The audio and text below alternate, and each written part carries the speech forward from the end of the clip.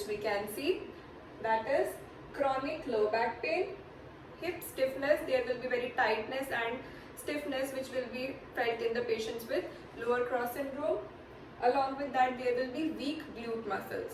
So because of the gluteal muscle weakness, what will happen? There will be poor squats because the glute muscle will not support.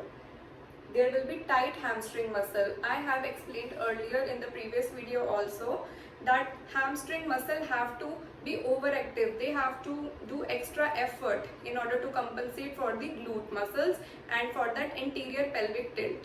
Okay, so they are performing a compensatory function. Also along with that, there will be tightness in the posterior fascia. Okay, so these things will happen because of the weak glute muscles. Suppose this is a normal spine, okay? Though a normal spine is not that straight, it has some curvature, but for example, this is a normal lordotic posture, normal lordotic curve, okay? So the line of gravity will fall straight from the center. But here in the hyperlordotic spine, this is the anterior part, which is the ventral part, and this is the dorsal region, okay?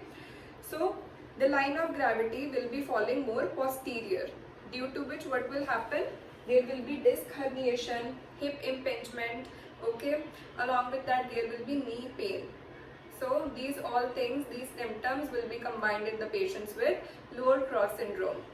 Now let's move ahead for the assessment part. So let's discuss the assessment for lower cross syndrome. So now we are going to begin with the comprehensive assessment for the lower cross syndrome. If any one of you has not seen my previous video, please go and watch that first for the detailed information about the lower cross syndrome and the musculature involved in that. So this video will be more easy and more clear to you in order to understand that which muscles we are going to test in order to diagnose. Okay, so the first step in the assessment is the postural observation. We will observe the patient posture, okay?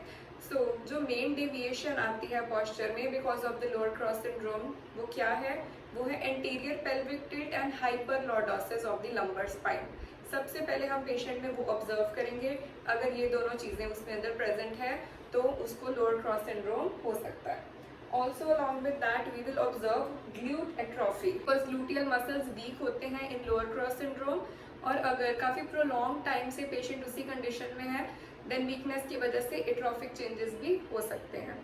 Okay, along with that there is hamstring overactivity. Weakness of glutes leads to tight hamstrings. Okay, so because of that